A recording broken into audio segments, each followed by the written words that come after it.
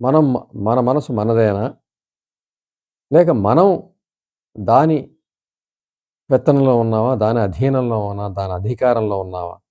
అనేది ఒకసారి విశ్లేషించుకోవాల్సిన అవసరం ఉంది. మనం చేసే ప్రతి పని మనకు ఆనందాన్ని కలిగిస్తుంటే, మన అభివృద్ధికి ఉపయోగపడుతూ ఉంటే, మనం చెప్పినట్టే అది వింటూ ఉంటే సరే అది మన వశం అని ముందు చెప్పుకున్నాం. ఒకవేళ అలా కాకుండా మనం ఏదన్నా చేయబోతే అడ్డుపడ్డం, మనం ఏదైనా సంతోషంగా ముందుకెళ్ళదలుచుకుంటే అది ముడుచుకుపోవడం, లేకపోతే మూలకెళ్ళిపోవడం, లేకపోతే వ్యతిరేకించడం, ఒక లేనిపోని కారణాలను సృష్టించడం, నేను అడుగు ముందుకు పడనివ్వకుండా చేయటం, నీ ఆనందాలకు అడ్డుపడ్డం. ఇలా చేస్తూ ఉన్నట్లయితే అది నీ దగ్గరే ఉన్న నీ నీది కాని మనసు నీ శత్రువు అని గూడా తెలుసుకోవాల్సి ఉంటుంది. పాజిటివ్‌గా ఉన్న వ్యక్తుల్లో సరే అది అన్నీ పాజిటివ్‌గా అది ఉపయోగపడుతూ ఉంటుంది. అయితే నెగెటివ్ ఉన్న వ్యక్తుల్లో అది తనది కాని మనసుగా పేర్కొనవలసిందే. దాని అధికారానికి లోబడి బ్రతికే వ్యక్తిగా మనం పేర్కొనవలసిందే. ఎవరైతే దాని అధీనంలో ఉండే వ్యక్తులు. అంటే ఇప్పుడు ఏదైనా ఒకటి ఆనందాన్ని నిర్ణయించుకోలేని పరిస్థితి రావచ్చు. ఏదైనా ఒక విజయం సాధిస్తే అది ఎవరికీ చెప్పకుండా నిజంగా తనకి తనే ఆనందపడగలిగితే ఆ మనసు తన అధీనంలో ఉన్నట్టే. నా మనసు అన్నది కరెక్టే. ఒకవేళ ఏదైనా విజయం సాధించి అది ఎవరికైనా చెప్పుకుంటే తప్ప, ఎవరైనా మెచ్చుకుంటే తప్ప, ఎవరైనా గుర్తిస్తే తప్ప, ఆనందం అనేది కలగని పక్షంలో అది నీ మనసు కాదని నువ్వు అర్థం చేసుకోవాలి. అది నీ మనసు కాదు. అది ఇతరుల అధీనంలో ఉంది. నీ అధీనంలో లేదు. అంటే అది సంతోషం అనేది దానికి ఎలా వస్తుంది? నువ్వు సాధించిన విజయం కన్నా గూడా అది ఇతరులు మెచ్చుకోవడం వల్ల వస్తుంది. అది ఇతరులు పొగడ్డం వల్ల వస్తూ ఉంటుంది. ఇతరులు గుర్తించడం వల్ల వస్తూ ఉంటుంది. అంటే ఒకవేళ నువ్వు విజయం సాధించినప్పటికీ ఎవరికీ చెప్పుకోలేని పరిస్థితుల్లో ఉంటే, ఆ చుట్టుపక్కల ఎవరు గుర్తించేవాళ్ళెవరు లేకపోతే, దాన్ని విజయంగా భావించేవాళ్ళెవరు లేకపోతే, నీకు సంతోషం రాదు. అంటే సంతోషాన్ని అది డిసైడ్ చేస్తుంది. అప్పుడు నువ్వు సంతోషపడాల్సొస్తుంది. ఏదైనా నువ్వు ఏం చేస్తావు అన్నది దాని అధీనంలో ఉంటుంది. నువ్వు సంతోషంగా ఉండాలంటే అది సంతోషంగా ఉండాలి. అంటే దాని ఆహ్, పెత్తనం ఆహ్, కొనసాగుతూ ఉండాలి. జరుగుతూ ఉండాలి. అంటే నువ్వు సాధించిన విజయం నీకు వెంటనే ఆనందం ఇవ్వదు. అది ఇతరుల అధీనంలో ఉంది కదా! నీ అధీనంలో లేదు. నీ అధీనంలో ఉంటే నువ్వు వెంటనే ఆనందపడతావు. కానీ ఇతరుల అధీనంలో ఉండడం కారణంగా వెంటనే ఆ విజయాన్ని ఎవరికో ఒకళ్ళకి చెప్పడం, వాళ్ళు మెచ్చుకోవడం, పొగడ్డం లాంటివి చేస్తే అప్పుడు సంతోషం రావడం అనేది కొంతమంది వ్యక్తుల్లో మనం గమనిస్తాం. చూడొచ్చు. అంచేత అలాంటి సందర్భాల్లో ఆ మనసు ఇతరుల అధీనంలో ఉంది కాబట్టి, మన అధీనంలోకి దాన్ని తెచ్చుకోవాల్సిన అవసరం ఉంది. అలాగే, అలాగే, అలాగే మనం ఒక ప్రయత్నం చేస్తూ ఉన్నప్పుడు, మనసు సంపూర్తిగా సహకరిస్తూ ఉన్నట్లయితే, అది ఏమీ వ్యతిరేకత వ్యక్తపరచకుండా ఉన్నట్లయితే, తన శక్తుల్ని మనకి ఇస్తూ ఉన్నట్లయితే, మనకి ఉత్సాహంగా ముందుకెళ్తూ ఉన్నట్లయితే, మన మనసు మన అధీనంలో ఉన్నట్టే.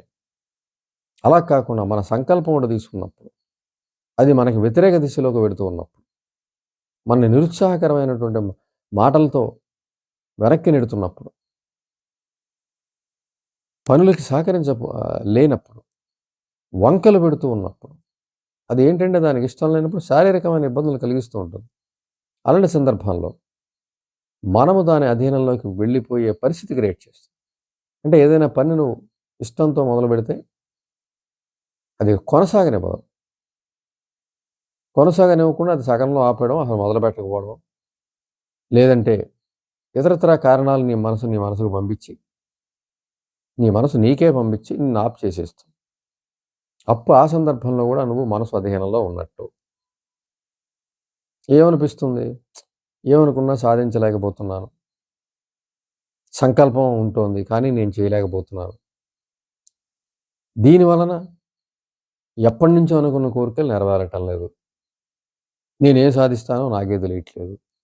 నా మనసు దేనికి సంతోషపడుతుందో నాకే తెలియట్లేదు. దేనికి సహకరిస్తుందో కూడా నాకు తెలియట్లా. ఇలా ఈ విధంగా తన అధీనంలో నువ్వున్నప్పుడు అది దానికి నచ్చిన రీతిలో తను నిన్ను నడపడానికి ప్రయత్నం చేస్తూ ఉంటుంది. ఏ పని చేయనివ్వదు. ఓ చోట కూర్చోమంటుంది. ఎవరిని కలవనివ్వదు. ఈ విధమైనటువంటి అధికారం చలాయిస్తూ మనిషిని తన అదుపులో పెట్టుకునే పరిస్థితి ఉంటుంది. నిజంగా ఇటువంటి సందర్భాల్లో మనం మన మనసు మనదేనా అని ప్రశ్నించుకోవాల్సిన అవసరం ఉంది. మనము వేరు, మన మనసు వేరు అనుకున్నట్లయితేనే మన ఆ తేడాని మనం గమనించగలుగుతాం. నా మనసే, నా మనసే చెప్పింది పని చేయొద్దని, నా మనసే చెప్పింది మాట్లాడొద్దని అని అనుకుంటూ నా మనసే కదా అని భ్రమలో మనకి తెలుస్తూ ఉంటుంది. కొంత అస్పష్టంగా తెలుస్తూ ఉంటుంది. ఇదేదో కొద్దిగా కానట్టుగా అనిపిస్తోంది. మనకేమి ఇబ్బంది కలిగిస్తుంది ఇది. మనం మనం అనుకున్నది జరగనట్టుగాను ఇలా వెడితే అనిపిస్తూ ఉంటుంది. కానీ దాని వెంటనే ఇది నొక్కేస్తుంటుంది మనసు. తన అధీనంలో లాగేసుకుంటూ ఉంటుంది.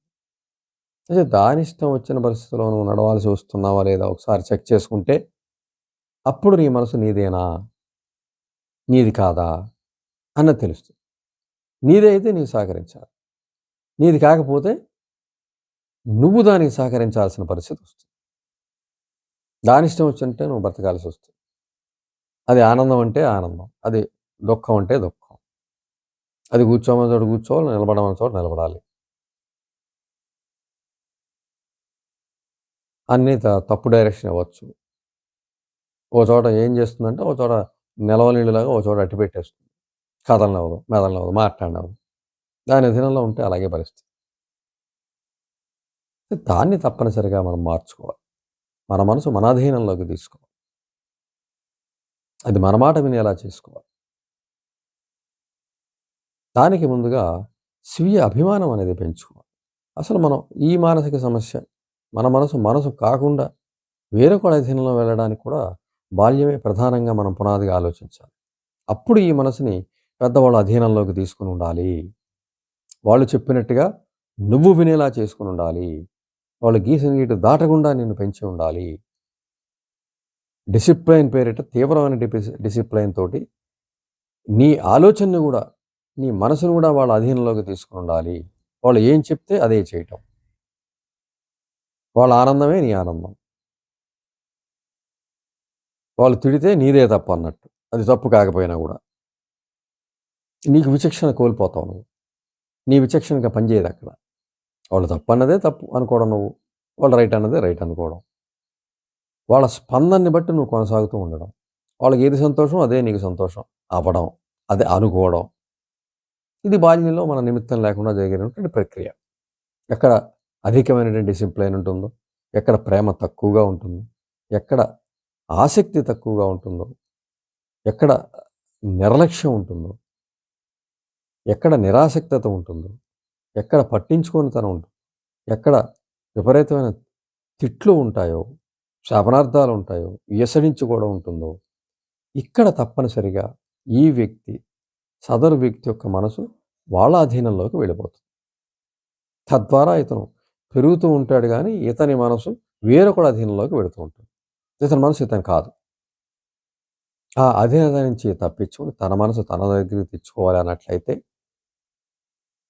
దానికి వ్యతిరేకమైనటువంటి పరిస్థితి క్రియేట్ చేయాలి. నా మనసు నాది, నా మాట వినాలి.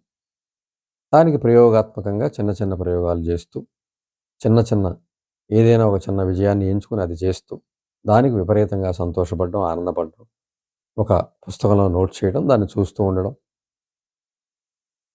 తను మాత్రం తనకి ఎవరికీ చెప్పకుండా తను మాత్రమే ఆనందపడే పరిస్థితి క్రియేట్ చేసుకోవాలి. చిన్న విజయాలు ఎంచుకొని సాధిస్తూ, అది ఎవరికీ చెప్పుకోకుండా తనే సంతోషపడేలా చేసుకోవాలి. అది తనకు ఆనందపడే విషయంగా మలుచుకోవాలి మనసుని. అది వ్యతిరేకిస్తున్న దాన్ని పక్కన పెట్టాలి. అది తప్పు. నీ మనసు నీది కాకపోవడంలో అది వ్యతిరేకిస్తూ ఉంది. అది నీ సొంతం చేసుకోవాలంటే నువ్వు పనిని చేపడుతూ ఉండాలి. నీకు నచ్చిన పనులు చేపడుతూ. ఎవరితో నిమిత్తం పెట్టుకోకూడదు. ఇది ఎవరు సంతోషిస్తేనే నీకు సంతోషం. ఎవరు గుర్తిస్తేనే నీకు ఆనందం.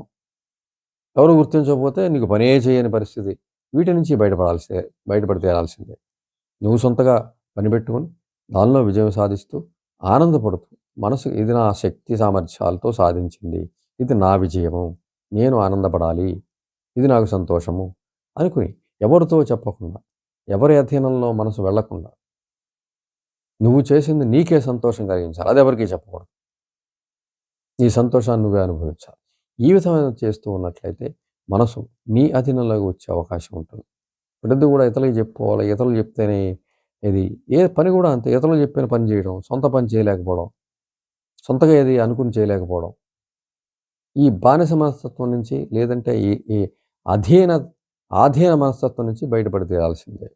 నువ్వు పనులు ఎంచుకొని వాటిని చేస్తూ, వాటిని ఆనందపడుతూ, ఎవరికీ చెప్పకుండా నీకు నువ్వు ఆలోచించి చేసే పనుల నుంచి నువ్వు పొందే ఆనందమే నిజమైన ఆనందం. ఆ ఆనందాన్ని అనుభవించడం ద్వారా తప్పనిసరిగా మన మనసు మన అధీనంలోకి వస్తుంది. అప్పుడు మన మనసు మనదే అనే ఒక విషయాన్ని మనం గ్రహించగలుగుతాం.